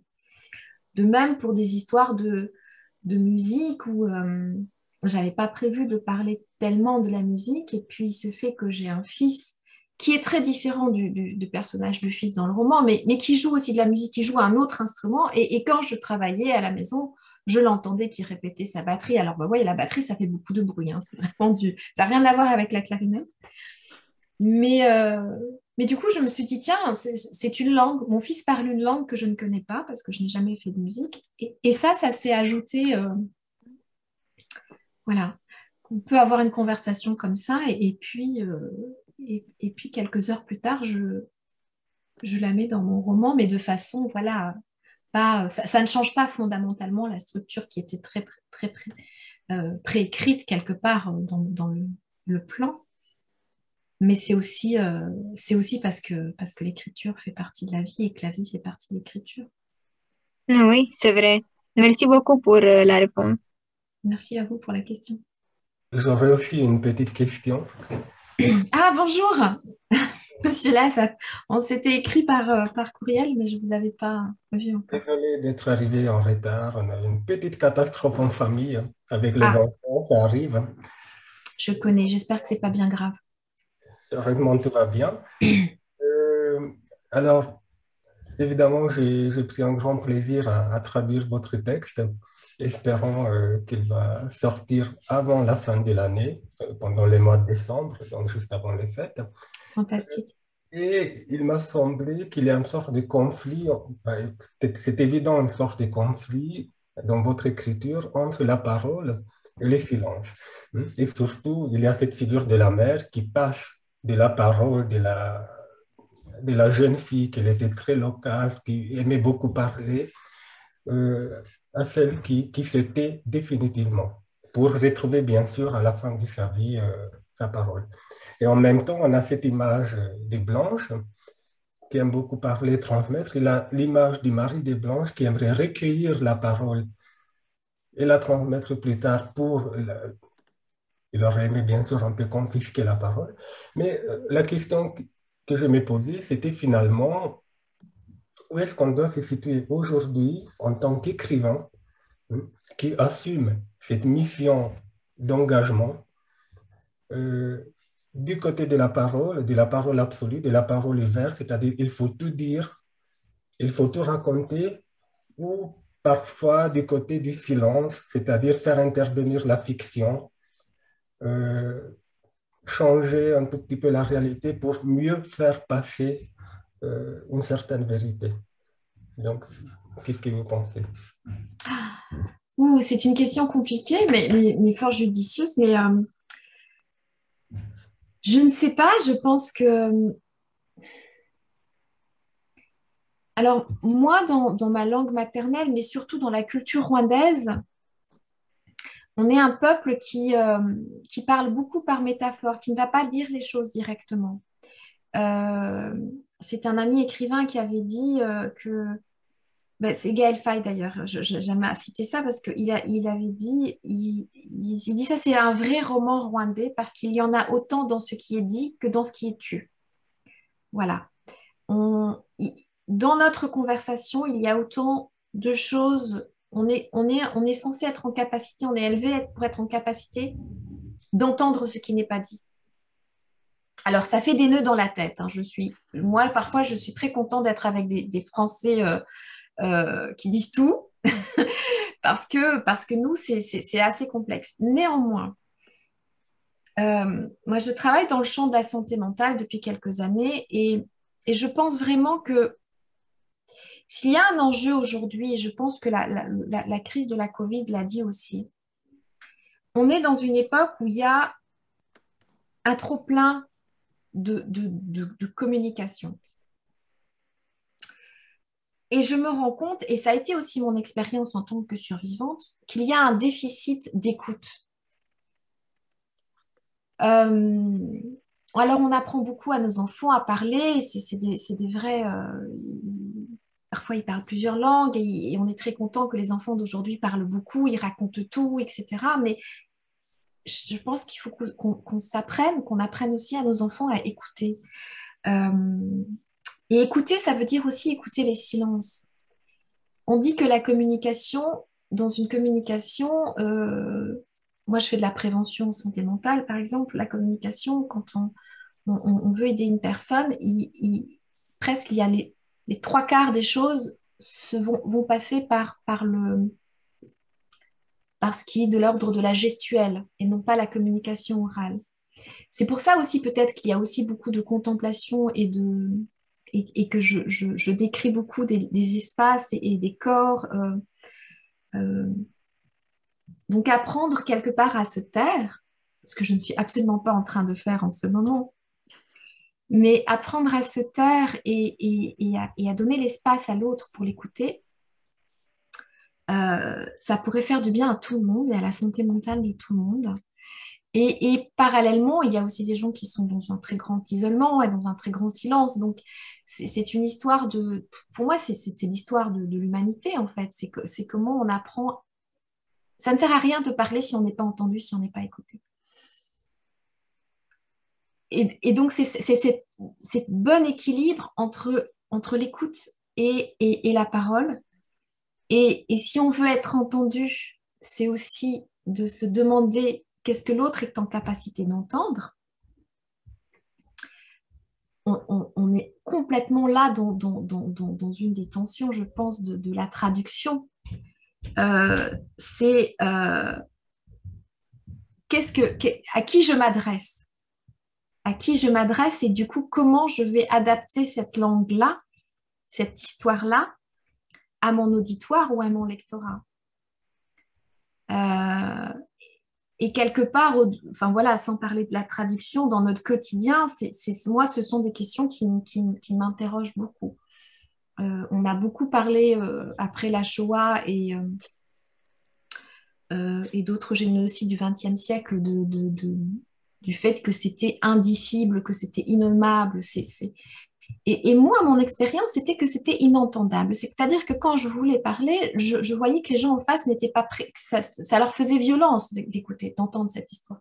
Et c'est pour ça que j'ai presque pris 20 ans pour trouver la littérature, trouver la poésie et trouver ce que vous disiez comme étant une certaine douceur, de dire les choses qui pourtant peuvent être terribles. Mais ça m'a pris 20 ans d'écouter les autres avant de trouver la façon de leur parler. Merci, c'était très beau. Moi, j'ai une petite curiosité parce que vous avez parlé de votre fils qui joue d'un instrument. Je voudrais savoir où s'arrête le côté biographique dans votre roman. Donc, jusqu'où est-ce qu'on peut voir votre vie réelle? Nulle part et partout. Il y a une écrivaine que j'aime beaucoup, la première et la seule à ce jour d'ailleurs, femme africaine à avoir eu le prix Nobel de littérature, qui s'appelait Nadine Gordimer. Elle était sud-africaine et elle a fait beaucoup d'essais sur la littérature et elle dit quelque part que poser la question de... Et vous n'êtes pas la première à la poser, hein, on me la pose beaucoup. Je ne suis pas en train de dire que votre question n'est pas légitime, mais parce que c'est une question que beaucoup de gens se posent. Donc c'est bien que vous la posiez parce que tout le monde se la pose, j'imagine. Mais elle dit comme ça... Alors, j'ai presque envie de vous lire l'extrait parce que je suis dans mon bureau, je suis devant une de mes bibliothèques et je dois la voir là. Je ne sais pas, je vais voir. On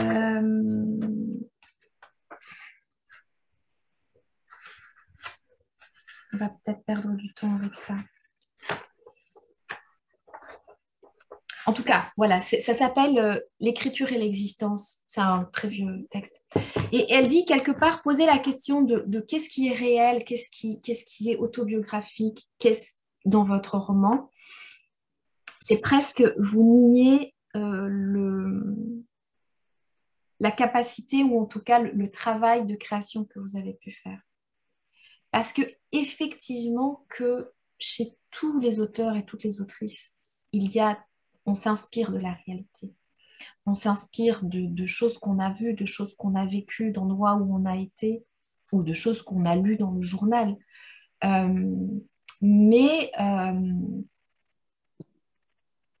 ensuite, on l'a passé à la moulinette de l'écriture, de l'imagination. Et donc, ce qu'on vous propose, en tout cas, moi, ce n'est pas ma vie. ce n'est pas ce que j'ai vécu depuis 30 ou 40 ans. Et puis, en même temps, il y a des choses que je peux vous dire, oui, ça, c'est vraiment, c'est à tel endroit ou c'est telle personne. Pour ce roman, je me suis inspirée d'une famille qui existe vraiment, qui n'est pas la mienne, mais une autre famille que j'ai connue à Boutaré. Mais en changeant tellement de choses on peut difficilement la reconnaître, je pense. Il y a un autre écrivain qui fait partie du jury d'ailleurs du prix des 5 continents de la francophonie que j'aime beaucoup, Lionel Trouillot, écrivain haïtien. J'ai entendu une fois dire à la radio, nous les écrivains, nous sommes des voleurs. Nous sommes des voleurs, mais des voleurs généreux. C'est-à-dire que nous volons dans notre entourage des histoires, des choses, des bouts de vie des gens, et puis nous le leur restituons dans nos livres.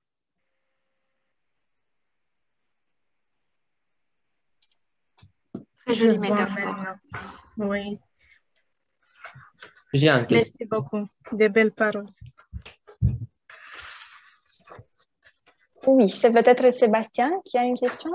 Oui, j'ai une question. Vous croyez que l'écriture, votre écriture, a le pouvoir d'effacer la souffrance provoquée par le passé? Est-ce que mon écriture a le pouvoir de dépasser la souffrance provoquée par le passé? Oui, oui.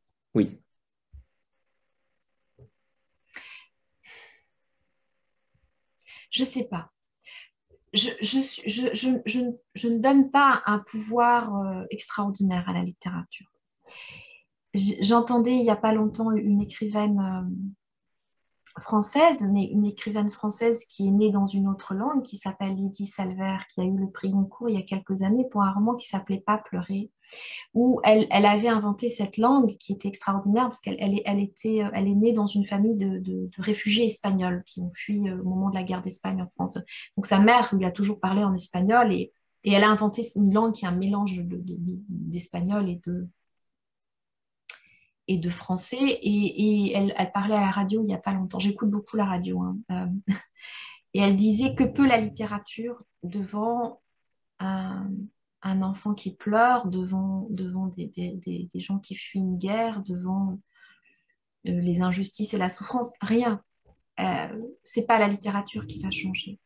Mais ensuite, à l'échelle, je dirais, des destins collectifs, mais à l'échelle individuelle, et là, c'est l'écrivain noir américain James Baldwin qui disait ça comme ça. Il disait, alors je le pense en anglais, mais je le traduis. Tu penses que ta souffrance et ton chagrin sont sans précédent dans le monde, et puis tu lis. Et puis tu lis. Et tu lis un livre, et tu rencontres dans ce livre le miroir exact de ce que tu ressens à ce moment-là, de ton chagrin, de ton deuil, de ta douleur, et tu te sens moins seul. Donc je pense qu'au niveau collectif, la littérature, enfin, en tout cas, je ne me leurre pas sur le fait que la littérature ne change pas les destins des peuples, ne change pas l'injustice, l'oppression, et toutes les catastrophes créées par l'homme ou mais que dans le cadre d'un parcours individuel et personnel, la littérature permet vraiment de surmonter, de se sentir moins seul et d'avancer. Parce qu'elle fait ce miroir-là. Merci beaucoup. J'invite également les autres membres du jury, si vous voulez faire des observations, poser des questions. C'est le moment. Je pense qu'on a interrompu Madame Golika quelques instants plus tôt, si vous voulez faire des remarques. Je voulais passer un message, oui. En dehors du concours, oui, qui m'a fait plaisir comme l'année dernière. et merci aux lauréats, merci aux autres membres. Je n'ai pas vraiment une question pour le livre, mais surtout dire que nous, ici, on a la continuité du concours, c'est-à-dire on a le livre en librairie et on a un public qui s'y intéresse. Et en plus, à partir de ce soir, c'est encore avec plus de plaisir que je vais le recommander et qu'on va discuter ensemble de ce livre. Donc voilà, je pensais que c'est un message important pour Madame Mérès, pour qu'elle sache qu'elle a un petit club, fan club ici, chez nous. Nous ne serions rien sans les libraires. Merci à vous d'exister. Et puis courage aussi, parce que c'est un métier qui est difficile, mais je pense que vous avez la passion nécessaire. Merci, merci. J'aurais moi une question à vous poser. J'écoutais hier en fait le lauréat du prix Goncourt de cette année, Mohamed Mougarsar, qui voilà, il est invité partout, il donne beaucoup d'interviews en ce moment, c'est le propre d'un prix littéraire, surtout le Goncourt. Et en fait, on lui pose souvent cette question de vous avez gagné ce prix et vous l'avez gagné en tant qu'écrivain africain, écrivain sénégalais. Donc, c'est comme s'il représentait en fait la littérature de son pays, la littérature africaine. Et j'ai l'impression qu'il s'en défend en fait. Lui, il dit que c'est le livre qui a été couronné, que ce n'est pas l'écrivain. Et qu'en plus, dans son livre, il a essayé de jouer avec ces attentes qu'on a quand on lit un livre d'un écrivain qui écrit en français, mais qui vient d'une culture autre que la France. On attend tout de suite oui, peut-être les clichés d'une écriture, les clichés d'une langue française empreinte du colonialisme, empreinte d'une histoire autre que celle de la France. Et j'aurais été curieuse de savoir, vous qui, en fait, j'ai l'impression que vous ne vous défendez pas de votre culture, au contraire, vous écrivez sur le Rwanda, c'est au centre de vos récits, cette culture-là.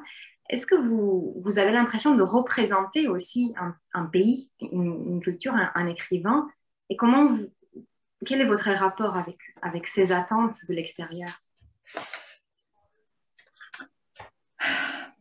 Alors, votre question est très complète, elle est excellente. On pourrait y passer une soirée entière. Hein. Quand le temps sera possible, je viendrai dans votre librairie Caralia et puis on fera une soirée autour de votre question parce qu'elle est très juste.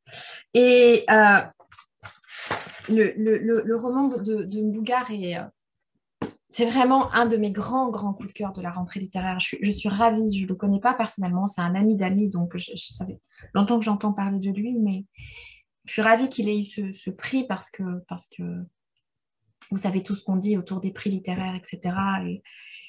Et là, en l'occurrence, ça, je le trouvais absolument justifié, même si je ne suis pas membre du jury, hein, mais... Et j'entends aussi ce que vous dites de cette question de, oui, c'est le premier Africain à recevoir le prix Goncourt. Un siècle exactement après René Maran, qui a été le premier noir à recevoir le prix Goncourt. René Maran était un écrivain guyanais, martiniquais, français, donc noir. Et René Maran a souffert toute sa vie d'être réduit à rien d'autre que le premier noir à avoir eu le prix Goncourt. Et très justement, d'ailleurs, Mbougarsar parce que pour les 100 ans du prix de René Maran, il y a eu pas mal de rééditions de ses livres, a signé la préface de la réédition d'un autre roman que celui qui a eu le Goncourt, parce qu'en plus, celui qui a eu le Goncourt n'était absolument pas le préféré de l'auteur. Hein. Et donc, il a souffert aussi qu'on le réduise à ce roman et à sa couleur de peau. Et il disait très justement dans la réédition la préface de la réédition d'un autre roman qui est très beau d'ailleurs, hein, qui s'appelle Un homme pareil aux autres, que René Maran a souffert et aurait aimé être considéré comme un écrivain pareil aux autres. Ça n'a jamais été le cas. Et quelque part, c'est presque cette histoire de boucle ou de cercle, enfin, on se dit, mais l'histoire se répète. Il ne faudrait pas, effectivement, que Bougar Sarr soit réduit à le premier Africain à avoir eu le prix Goncourt. C'est un merveilleux écrivain. Il a déjà, c'est son 4e roman, il en a publié 3 autres avant qu'il faut découvrir aussi. C'est un jeune homme de 30 ans, hein. Enfin, faut pas lui mettre trop sur les épaules. Il ne faut pas faire de lui l'arbre qui cache la forêt non plus, je pense. Il y a cette façon aux États-Unis où on a un terme qu'on appelle le tokenism, ça traduit ça, l'arbre qui cache la forêt. On met un noir quelque part et on se dit c'est bon, les noirs sont représentés, donc on n'a plus à se préoccuper de la question de l'égalité et de lutter contre les discriminations, parce que vous voyez, vous avez eu, ça avait été le cas avec Colin Powell, secrétaire à l'époque de Bush, ce genre de choses. Donc je pense qu'il est très prudent aussi, parce qu'on ne peut pas lui demander de représenter d'être à lui seul tous les écrivains africains. Et j'espère que les journalistes, on peut toujours espérer, n'auront pas cette sottise d'en faire ça. Et du coup, est-ce que moi, j'ai l'impression que je représente le Rwanda? Je n'ai absolument pas cette prétention. La seule chose, je pense, par rapport à ce destin collectif à laquelle je suis attentive, et qui est vraiment très personnelle, hein, c'est peut-être l'idée d'être au plus juste quand je fais les choses, c'est-à-dire ce n'est pas réel, j'écris de la fiction, ce ne sont pas des histoires vraies que je raconte, en tout cas jusqu'à présent, mais j'essaie de ne pas trahir la réalité, de ne pas la travestir. Si j'écrivais de la science-fiction, j'aurais peut-être une plus grande liberté. Il y a un écrivain, alors, je lis beaucoup de textes d'auteurs qui parlent de littérature, j'aime bien ça, et une écrivaine britannique, Zadie Smith, qui parlait d'un autre écrivain, David Foster Wallace, un écrivain américain que j'aime beaucoup, auteur de nouvelles notamment, et elle disait ça, que son professeur de littérature avait dit, que la bonne littérature est faite pour déranger les gens confortables et réconforter les gens dérangés. J'aime bien citer ça parce que je trouve que ça dit exactement, en tout cas moi, mon propos. Je vais raconter des choses qui ne sont pas forcément agréables à entendre parce que c'est une histoire qui est douloureuse, qui est une histoire de l'humanité, et que je mets l'humanité face à ces défaillances parce qu'elle a permis que ça arrive. Je parle en l'occurrence du génocide contre les Tutsis. Mais quand j'écris, j'essaye de faire en sorte que ça réconforte les survivantes et les survivants. Je ne suis pas leur porte-parole. Mais quand j'écris, j'essaye de faire en sorte que ce que je dis leur apporte quelque chose de l'ordre pas de l'apaisement, mais du réconfort, et en tout cas de se dire, elle ne nous trahit pas. Elle ne trahit pas ce que sont nos sentiments et ce que nous avons vécu. Mais ça, c'est personnel. Je ne peux pas dire que ce soit le cas de tous les écrivains, et que j'ai entendu un écrivain, j'étais en Suisse au mois de juin, et c'est un écrivain français, comment s'appelle-t-il? C'était Franck Bouys, et c'est un écrivain qui parle du milieu dont il est issu, qui est un milieu paysan, un milieu ouvrier, un milieu pauvre, un milieu qui n'avait pas accès à la culture, et qui disait comme ça, j'écris contre les miens. Pour m'extraire de enfin voilà ce que certains écrivains on peut dire comme ça. Moi, j'écris avec les miens. Je n'écris pas au nom des miens, mais j'écris avec les miens, avec ce que nous sommes et ce que nous pouvons. Et en tout cas aussi pour que nous existions quelque part dans l'imaginaire du monde. Et que nous existions pas uniquement en tant que vu uniquement à travers le prisme du génocide, mais que je dise que nous étions des hommes et des femmes, et des familles, et des amours, et des histoires, avant que cette catastrophe n'arrive, et que nous tentons de le rester après. Donc, mes livres racontent tout ça et pas uniquement l'horreur. Et c'est peut-être voilà cette exigence-là que j'ai quand je parle de justesse. Après, les personnes qui voudraient faire, faire d'un auteur ou d'une autrice le représentant ou la représentante de tel peuple ou de tel pays, je pense qu'ils ont complètement tort parce que ou alors ils se réfèrent à une littérature qui était une littérature de propagande, une littérature qu'on a pu connaître en Europe. Enfin, je ne vous apprends rien à des époques de pouvoir extrémiste mais à mon avis ce que dit Mbougar aussi, je pense son pays c'est la littérature, moi mon pays, j'ai envie de dire presque, j'aime à dire que j'ai des racines aériennes. Bien sûr que je viens du Rwanda et que cette histoire je l'ai, mais mes racines aériennes c'est ma langue d'écrivaine. Et celle-là, et ces racines-là, je peux les emmener partout avec moi. Et je peux les partager plus facilement. Je suis partie dans tous les sens, mais j'espère avoir répondu à peu près à votre question. Comme je vous ai dit, elle était elle était immense, votre question. Je pense que c'est la faute de la question, mais oui, merci beaucoup. C'était à peu près ça que vous... Oui. Mais c'est vrai qu'en fait, c'est entre une question et une position au monde. Enfin, ça traduit une position au monde, peut-être même au-delà de l'écriture. Et c'est difficile de résumer sa position vis-à-vis du monde. C'est impossible presque. Ça se fait par petites touches et c'est ce que vous faites dans l'écriture, petit à petit. Voilà. Et pour revenir au roman de Mbougar Sarr, il y a des passages succulents sur la condition d'écrivain africain en France, avec le rapport à la reconnaissance, par reconnaissance, etc. Et puis, il y a aussi un personnage qui est très, très chouette, parce que c'est quelqu'un qui est un peu sur le côté, et puis qui lui assène pourtant des vérités nécessaires, parce que le personnage principal vit en colocation avec un jeune homme polonais qui est traducteur.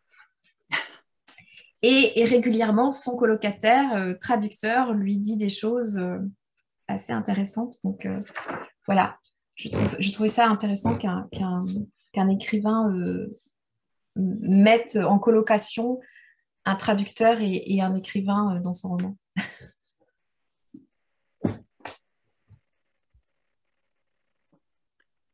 Vous parlez beaucoup de féminité dans votre livre. Est-ce un choix délibéré? Est-ce la volonté, disons, de soutenir une condition qui n'est pas toujours très appréciée, je dirais, dans vos contrées? Alors, dans nos contrées, l'Afrique, c'est 54 pays. Donc, 54 façons de... Et certains pays qui ont été créés de toutes pièces au moment de la colonisation, il suffit de voir les cartes qui sont tracées au couteau, ou à la règle, sont des pays qui réunissent plusieurs peuples. Donc, au Rwanda, par exemple, c'est une société patriarcale, mais pas plus qu'ici, en fait. Quand je dis ici en France, aujourd'hui, c'est le pays où il y a le plus de femmes au Parlement au monde. Il y a... Donc moi, j'ai pas grandi avec vraiment quelque chose d'un patriarcat trop important. Néanmoins, un patriarcat quand même. Mais comme je dis, pas beaucoup plus qu'ici. Et par ailleurs, voilà, j'ai découvert plus tard que le premier poète, le père de la poésie historiographique rwandaise était en fait une mère, et c'était une femme. Donc il y a toujours eu quand même des figures de femmes assez importantes. à l'époque où c'était un royaume, quand le roi était désigné, il était systématiquement désigné avec une reine-mère qui n'était pas sa mère, mais qui était un peu sa conseillère principale, ou en tout cas, voilà, je caricature un peu, hein, je ne suis pas historienne, mais en tout cas, voilà, moi, je viens d'une société où j'ai quand même vu des femmes prendre la parole et être actrice, et encore plus depuis 1994, parce qu'il y a aussi une vraie volonté politique à ce niveau-là. Néanmoins, oui, c'est une volonté délibérée chez moi de faire entendre des voix de femmes, de construire aussi ce qui racontait à travers la voix de la mère, de Immaculata, à un moment donné, quand elle parle de la condition féminine, parce que oui, dans les pays africains, beaucoup de pays africains, dans les années 70 et 80 et 90, on avait un mystère de la condition féminine, mais comme il y a eu aussi des choses à peu près semblables ici, hein. Donc, j'essaye de faire entendre cette voix-là. Je suis féministe par ailleurs, vraiment, je ne m'en cache pas, je suis militante féministe. Maintenant, je n'écris pas de la littérature militante. Mais je pense que ma vision du monde, mes combats par ailleurs pour l'égalité entre les garçons et les filles, ne peuvent pas ne pas transparaître dans mes choix, ne fût-ce que mes choix Et en même temps, voilà, enfin, dans le roman, il y a cette question de la transmission entre une mère et une fille qui est très présente, cette question-là est présente, mais par ailleurs, je voulais faire entendre aussi la question de la transmission aux garçons et le rôle que les garçons, enfin, la place qu'ils peuvent avoir justement dans quelque chose de réussi où il me semble c'est aussi important de délivrer les filles des carcans de la condition féminine que de délivrer les garçons d'une masculinité parfois étouffante.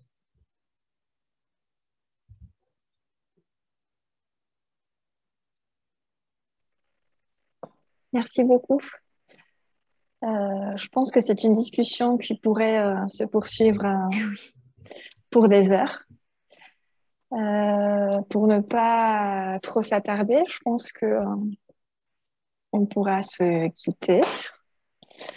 Je vous remercie encore une fois, Madame Mérès, pour nous avoir fait l'honneur de votre présence aujourd'hui, de votre disponibilité, de votre ouverture pour cet échange avec les lauréats, les membres du jury, les autres professeurs et invités d'aujourd'hui. Félicitations encore une fois aux lauréats et à tous les participants de toutes les universités. On est sûr que c'est un travail assez dur de réussir à traduire cet extrait. Bravo et continuez sur cette voie si vous aimez la traduction littéraire. Merci encore une fois aux membres du jury. Merci à nos partenaires, bien sûr, avec l'aide desquels on réussit à poursuivre ce beau projet voilà, depuis 12 éditions. Et avant de se quitter, je voudrais repasser la parole à Madame Yona Costage, la directrice de l'Institut français, pour qu'elle vous transmette quelques mots. Bon, je pense que tout est dit. Aujourd'hui, j'ai été dans une position d'écoute, en fait. Et j'ai beaucoup apprécié, en fait, tout le travail sur le silence que vous avez mené dans le cadre de votre roman. Et je vous remercie pour ces échanges enrichissants et pleins d'humanité. Comme vous dites, la littérature, c'est à nous tous, c'est à la diversité. Et puis, je pense que ce concours en soi est une métaphore de la diversité. Donc, grand merci encore une fois, Madame Mérès, pour cet échange très touchant. Voilà, et à tous les lauréats, à tous les professeurs, à tous les jurés, à tous les partenaires, nous leur transmettons nos remerciements et nous leur donnons rendez-vous pour l'année prochaine, toujours pour des moments privilégiés comme celui-ci que nous avons vécu tout à l'heure. Merci encore. Merci à vous. Merci et à l'année prochaine. Et on vous attend en Roumanie, bien sûr, Madame Mérès. On espère bien que cette situation va prendre fin à un moment donné, qu'on pourra se rencontrer en face à face. Merci. Merci. Au revoir. Merci à vous. Bonne soirée. Au revoir. Au revoir. Au revoir. Au revoir. Merci, au revoir.